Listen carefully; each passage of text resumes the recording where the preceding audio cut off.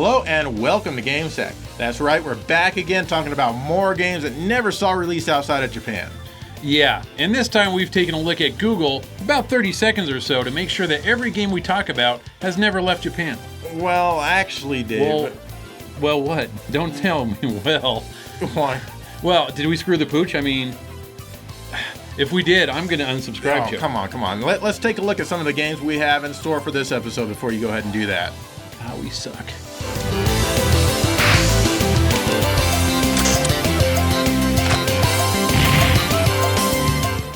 Blast Wind was originally an arcade game by Technosoft, but it came home to the Saturn. Blast Wind? That's also something I occasionally do after a spicy hot burrito. Here it comes! Yeah, anyway, as you can see, it's a vertically scrolling shoot-'em-up. You have two different types of weapons that you can use at any time. A regular shot and a homing shot, both of which can be powered up. Of course, you also have a bomb available. The game keeps you on your toes with new enemies and the ability to choose your path from time to time by pushing little switches in the level. The different paths can even lead to different bosses. Obviously, this adds a bit to the replayability, and anything is better than nothing. You might want to pump up the difficulty on this one or resist the urge to continue because this game is a pushover for the most part. You can try challenging yourself to using only one continue, I suppose. Or you could try playing as a second player ship, which is red. The game is a lot more challenging using this guy's ship because the firepower is so much weaker. But that's not really a viable option as you need to play with player 2's controller and you can't start the game from that port. That's the thing with Technosoft games, they're usually very easy. But I still enjoy playing through this game like I do all Technosoft shooters. The graphics are fairly good, though nothing mind-blowing. Hey Joe, what is up with the high score and the 1P score on the sides of the playfield? I mean, that's pretty distracting. Yeah, they're giant, but I guess they needed something to fill the sides of the screen. Generally, the graphics don't really show what the Saturn can do, but they get the job done. The music is pretty damn good, but it's way too quiet. As a result, some of the explosion sound effects are too loud and very annoying. The music is great. It's certainly not Technosoft's best game, but it's a decent one. It didn't come out over here because none of Technosoft's Saturn games did. But it's worth hunting down if you are an obsessive vertical shooter fan. Well, I think Technosoft is still sore about Japan losing World War II, so that is how they punished the US. And trust me, it hurts.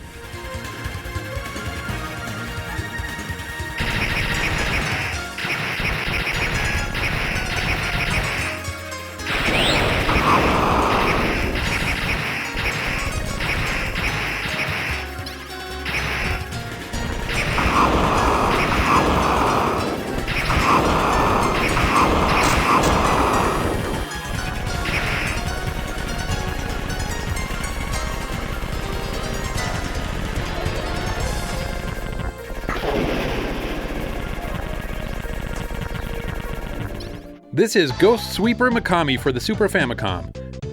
This is about Mikami, who I guess is a ghost sweeper. You think? I do. She must eradicate the city of ghosts along with her friends. That's just a guess, so I'm most likely wrong. As always. Anyways, this is an action platformer starring a cute little girl Mikami. She might be a witch because she rides a broom in one level. You think? Stop that. Anyways, it's fairly straightforward as you move along using your wand to dispatch all sorts of ghosts and things that are possessed. Along the way, you will grab power-ups that will give your wand different types of projectiles. These work great, but if you get hit just one time, they go away.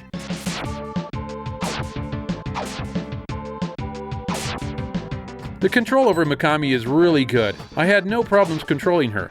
The graphics are good. I found the game to be colorful and very pleasing to the eye. Yeah, me too. I like this style of graphics. It's not mind-blowing, but it's certainly good enough for me. Some of the bosses are pretty cool. I wonder if this game takes its bosses from the enemies in the manga series. They do. You've got the Ghost of the Train, Moga the Doll. Hey, I thought you didn't know anything about manga. The music is good, and I think I'd listen to the soundtrack on its own. And it works really good for the game, too. Some of it's decent, but otherwise it sounds like an average Super Nintendo game to me. You're average, Joe.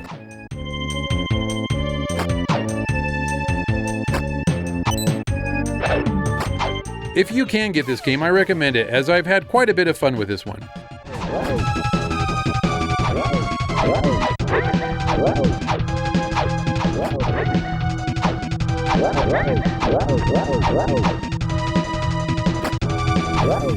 Hyperduel is another shooter by Technosoft for the Saturn, this time a horizontal one. Like Blast Wind, this game is based on an arcade game. In fact, you can choose to play the arcade version or the special Saturn version. The arcade mode is, of course, pretty much exactly like the arcade. You choose your ship and set out to save the entire universe. Basically, you play as a transforming mech who can change shapes and firing formations at any time. I don't like changing into the robot because I usually die right away when I do, and I don't really see any advantage to that mode. If you press both the robot and ship buttons at the same time, you get a spastic barrage of firepower as long as your meter has some strength in it. It recharges automatically, or you can pick up special power-ups to help it along. This game is really fun and more challenging than Blastwind. I like this game more than Blastwind. I like that you can transform into a mech and have more control over your weapon. It's also crazy rare and expensive because Technosoft didn't make too many copies, I guess. But as you can see, the graphics are really good and the music is awesome as well. I think the sound effects aren't as harsh also. The Saturn mode changes the graphics with a bit more detail in the background and has lots of different colors. It has more of a digitized look to it, whereas the arcade had a slightly more hand-drawn look to it. The music also got redone and it's awesome.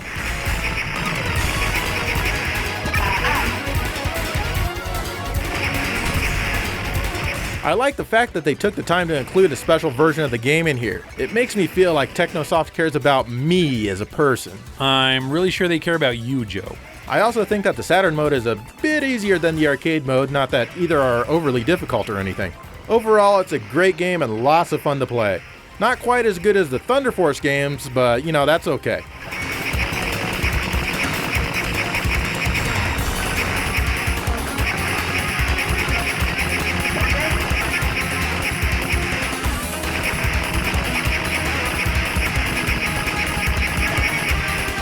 So how did the arcade mode and the Saturn modes compare to each other? See for yourself.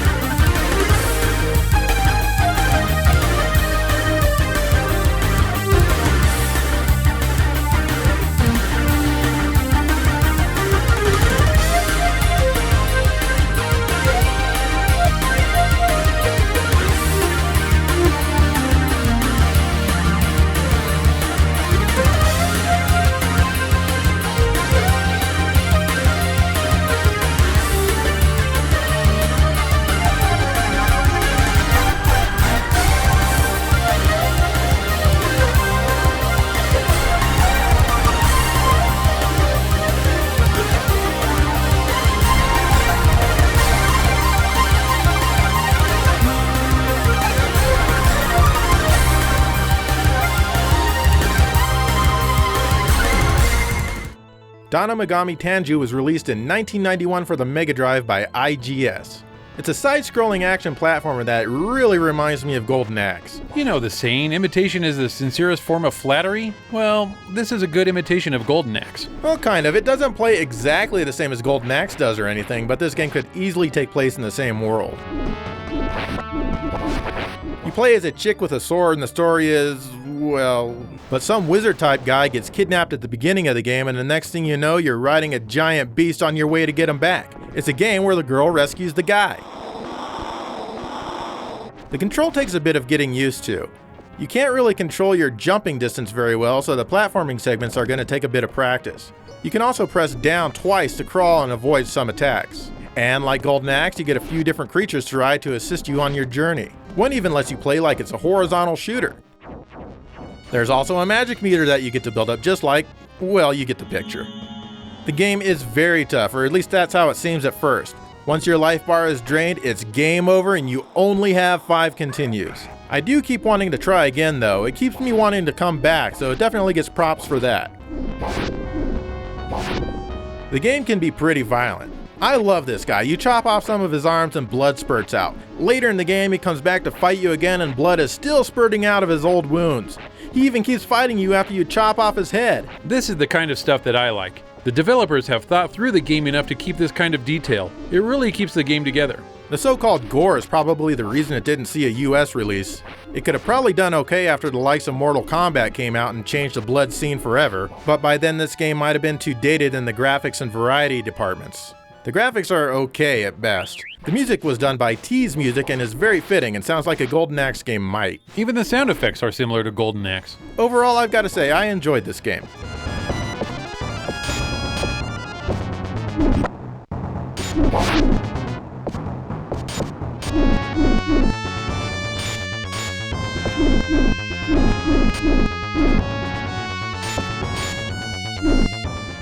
Here's Pulseman by Game Freaks for the Mega Drive. Yep, the people responsible for Pokemon. Released only in Japan on cartridge. It did see a US release on the Sega channel, but since nobody can own a hard copy of that version, it doesn't count. Anyways, Gameforce Boulder got this game in and was selling it for around $30, so I bought it thinking, what do I have to lose? The game is a typical action platformer. Pulseman has a regular pulse shot, and when he runs, he powers up a shot that can be released for a more powerful charge. He also has the Voltecker or something like that, which when charged up allows him to bounce off the walls and reach higher areas and kill enemies at the same time. The game is really colorful and looks pretty sharp, and the graphics are pretty well drawn. The music is average, and I thought I heard one good song in the first 3 levels. I think the music goes well with the game, but mostly it's not very interesting to listen to on its own. The levels in this game are really long, longer than your average action platformer. It's a difficult game. Your player can get hit 3 times before he dies, but he seems to get hit rather easily. I have made it to the boss of the first level, but no further. You know, I can appreciate the qualities of this game, like the graphics, which are very well done for the most part. But even though I'm a huge Sega fan, this game just seems a bit overrated to me. The controls could be much better, I feel, as I seem to get hit rather easily. The game also has quite a bit of slowdown with very few objects on the screen. I guess Game Freak just sucks at programming or something. I've never touched the Pokemon series and I don't ever plan to, so I have to judge the company using only this game. Then there's Pulseman himself. He looks like a Mega Man villain, and the name Pulseman even sounds like a Mega Man villain. Too bad he doesn't play as well as Mega Man. There is a lot of voice in this game though, but the quality leaves a lot to be desired. Due to the efforts of Pulseman, the case was completely solved. Like I said, it definitely has its good qualities, but I'd rather play something like Decap Attack starring Chuck D. Head.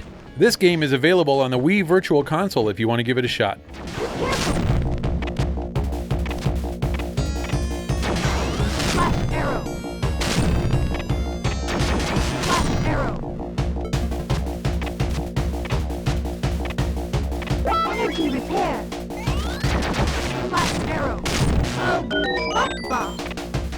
Renta Hero is a unique RPG for the Mega Drive. You play as some random dude who gets a hero costume and can now whore himself out as a hero for rent. Actually, I have no idea what's going on because the entire thing is in Japanese and I can't figure much out. You fight battles in a side view either as a normal dude or in your hero costume. All I know is I would have loved to have this game in English as it has lots of Sega in-jokes from what I hear. The graphics look decent from what I can see, and the music is done by the same guy who did Sword of Vermilion. Oh, and Space Harrier and Afterburner and Outrun.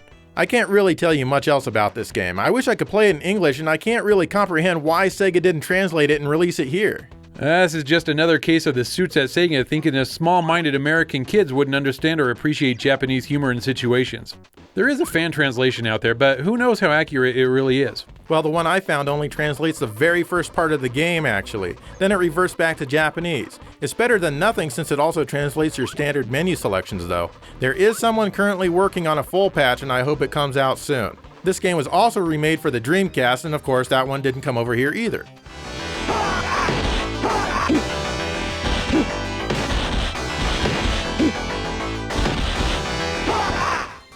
Okay, Joe, all those games we talked about were left in Japan, as far as I know. Yeah. So, what game were you referring to in the opening sequence? Well, one of the games you chose for this episode, obviously, because, I would never. Oh, oh yeah, that's right. It is an awesome game, and it was actually released outside of Japan, but it's just to a small territory. Yeah, so. I think we can get away with, talking about a game that was released outside of Japan in very limited quantities. Yeah, I agree. Just very limited, though. Yeah. So, but the game should have been released here. It's totally awesome. Yeah. It's called Mr. Gimmick, and let's take a look at it.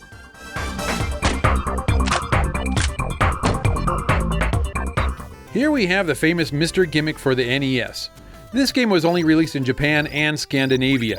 I've also read that it was released on the PS1, but I can't find any evidence of that on the internet. I don't understand why Scandinavia was able to get it, but not Europe or the US. It's called Mr. Gimmick in Scandinavia, but the original title is simply Gimmick. Wow, is this a hard game? It's the ultimate trial and error game. That's all you really do is go and die and figure out what you did wrong so you don't make the same mistake the next time around. It's hard, but it's very fun. The control is really good, and by that I mean the control over your character in the platforming aspect of this game. Your character has a star power of some sort which is used as a weapon. It can also be used to reach higher platforms if you have enough patience to land on top of it and jump off it fast enough. It takes quite a bit of skill to really be able to control the star power.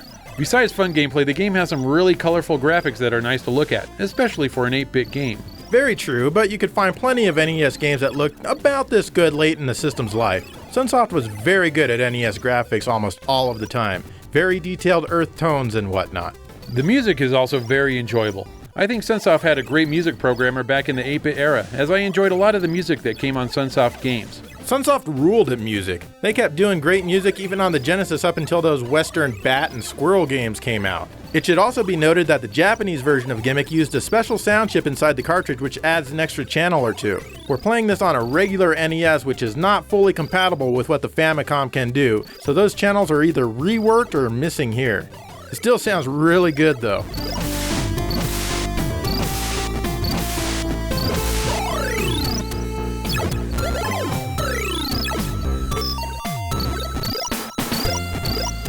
As far as I can tell, this game has infinite continues, which is necessary to get anywhere. A great game, and if it was possible to find this game, I would suggest buying it, but good luck with that as it's super duper rare.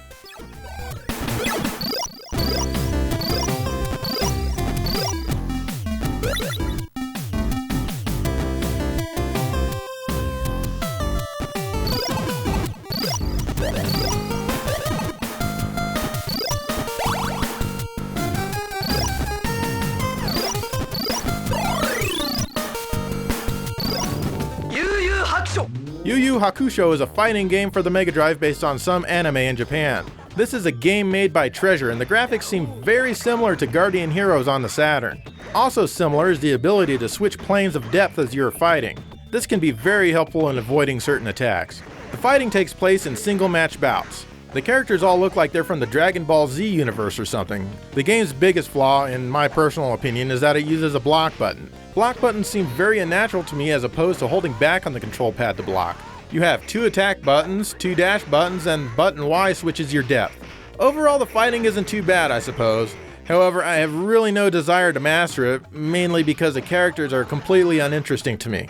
Well, that's pretty much it. How can you hold your attention to something when you have no interest in it? I'm sure it stayed in Japan due to its anime roots, and licensing might have been difficult. The graphics are pretty good with a variety of nice backgrounds. The backgrounds are great. You know, it's stupid, I know, but awesome backgrounds really are a big part of a fighting game for me. I like all the animation and cool artwork and effects. That's not stupid at all, I completely agree. But then again, I can be a graphics whore at times. Anyway, the music is your average Treasure stuff. Not bad at all, certainly, but not the best on the system. There are a lot of Japanese voices, though. Overall, a decent fighting game with some quirky characters.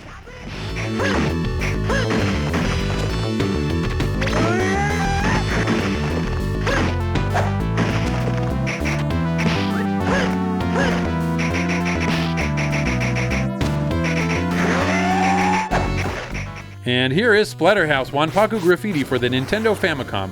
Well, to be honest, this game isn't really super great. It's just an average platformer. The reason I like it is because I'm a fan of the Splatterhouse series, and being so, I must have all the entries that were released. Well, except for the Abomination that was released on the PS3 and Xbox 360. I didn't buy into that one as it didn't appeal to me at all. You sure? I've heard people say decent things about it. You may want to pick that up for a good price. I'm doubtful. Anyways, this entry into the series was made for the younger kids, and the gory effects found in the other games were toned down.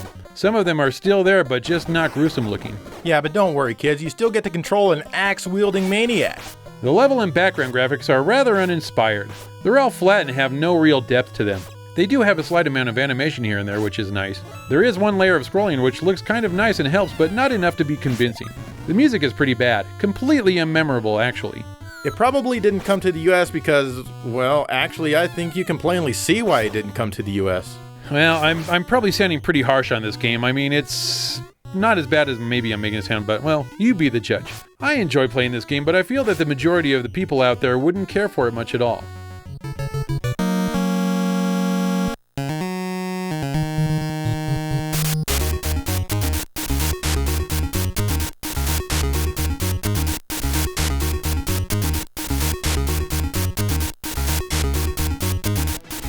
Dangerous Seed is a vertical shoot-'em-up by Namco for the Mega Drive. It's based on an arcade game by Namco. Basically, you start out with your standard shot and a bomb and shoot all sorts of enemies just like you'd expect. You can of course get different weapons and power them up accordingly and all that. The third button on the controller doesn't seem to do anything, at least not yet. You have a shield which can take a few hits before you die and then you get sent back. After you get past stage 2, you get the ability to change formations which will make you fire your weapons in different ways. This is where the third button starts to work. Each formation has its own shield as well. After stage 4, you'll get the third formation you can change into. You'll need all of them as this game can get pretty tough. There are 12 stages to battle through, but quite a few of the upper stages are really short. The graphics are fairly good and a decent translation of the arcade. The sound effects are okay at best, but the music is uncharacteristically good for a Namco game. I hate to say it, but I think the music is the best part about this game. I imagine it didn't come out in the US because there was a glut of shooters at the time, but it probably would have been safe to release this one. It's above average for the most part. It just seems like another bland shooter to me. Nothing seems eye-popping or super duper awesome.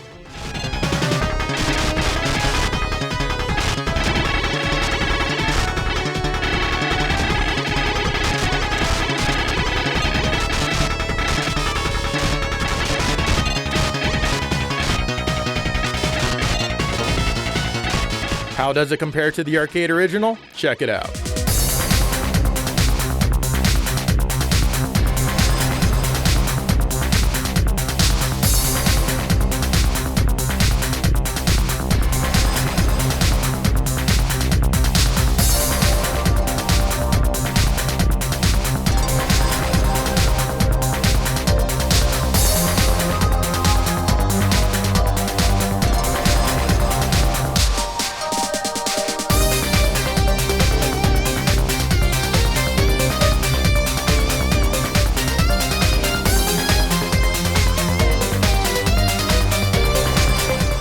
D&D Collection Tower of Doom is a Saturn port of an arcade beat-em-up. Yeah, that was a great time to be a Capcom fan who owned a Saturn which could play import games. You got arcade translations which were almost exactly like the original. Yeah, the only difference is the Saturn port is a 2-player game where the arcade was a 4-player game.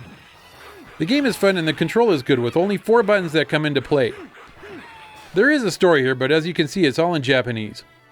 The game has branching paths that you can choose from. I have no idea, so I just choose one randomly and enjoy my choice. You can pick from 4 characters in this game and they level up as you go along. There are multiple types of attacks, but I like to just button mash my way through each area. Uh-oh. You better be prepared to be lectured by somebody on how to play games. Oh, I'm scared. The enemies are all straight from D&D and are drawn really well. My only real complaint with this game is that the levels are really short, and you'll spend about as much time watching the loading screen as you will playing this game. The music fits the game pretty well, and the sounds are the usual Capcom arcade style.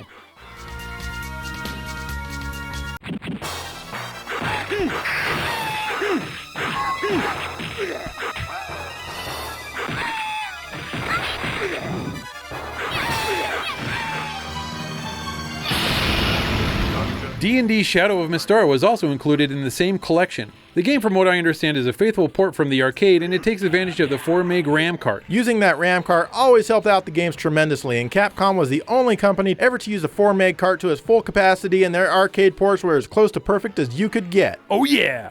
It's the same style of game, but a different story from... well, I'm just guessing that anyways. The graphics have slight differences compared to the Tower of Doom. Also, this time around you can pick from up to 6 characters. It has the same button setup, but it's a bit easier this time around to select your secondary weapon. The stages are a bit longer in this game, so you won't be seeing the loading screen as much. The game does pause here and there during the gameplay to load. That's pretty wacky with a 4 meg RAM card. I know, you're right.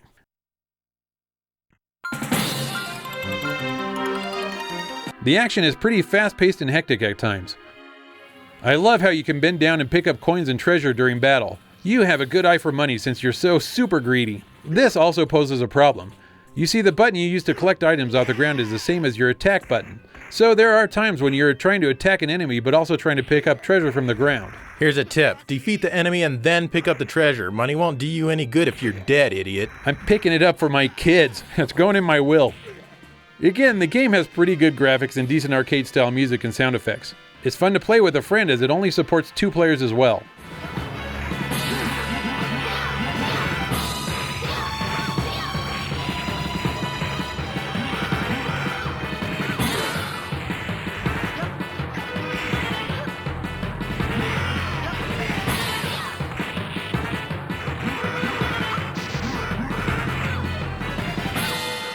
Princess Crown is a unique Saturn game from Atlas. Basically, the game begins with an attack on a castle by some sort of nasty monster.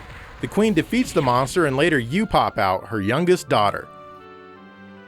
You sneak out of the castle because you want to star in your own action RPG, which is exactly what this game is. You wander from town to town, exchanging moon language with the locals, buying stuff, stuff like that. Outside of the towns, you battle monsters and action segments. You carry a limited amount of items which can be cycled through, such as apples to restore some of your health. Soon you'll get a frying pan so you can combine and cook foods. The action is pretty straightforward, though the controls do seem to have a bit of lag. But the game is mostly playable. Even if you don't know Japanese, you'll be able to figure most things out. The graphics are really well drawn and I like the character designs a lot. I like the idea that everything is on a horizontal plane. Towns, paths in between towns, etc. It worked out really well for this game. I like the fact that your character and enemies are of a decent size and not just tiny little sprites that you can barely see. It really shows off the detail of the artwork. And let's not forget that this game led to a spiritual sequel called Odin Sphere on the PS2, which is like a sequel to Princess Crown in many ways. Yeah, pretty much. The music is there, it's adequate I suppose, but it's nothing memorable at all. I am disappointed in Atlas for not bringing this out in English, but then again, hardly anyone brought anything out for the Saturn over here. I'm sure Tom Kalinske had something to do with this. That bastard.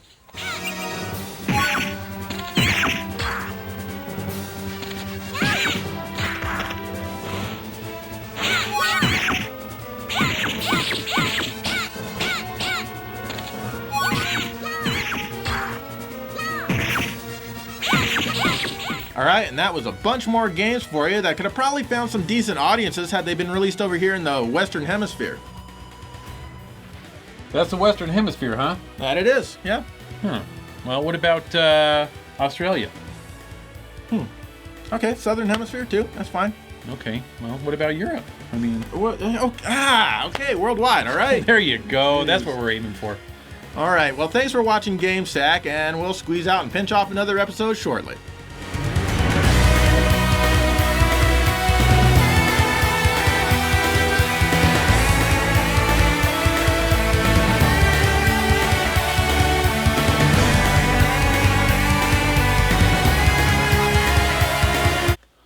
It is? So you like my Saturn import collection here? Yeah, this is great. You got some really good stuff here. I love Silhouette Mirage. I love this game, Silhouette Mirage. It's all right. I mean, complete. It's got the spine card. That's awesome. I always make sure they're complete. Yeah, spine card and everything. It's perfect. Yeah, look at this. Oh, I love this one. I've got this generation one too. Yeah, the one with the airplane. Yeah, 1942 series. Yeah, shoot down the enemies mine's and complete stuff. too, but what?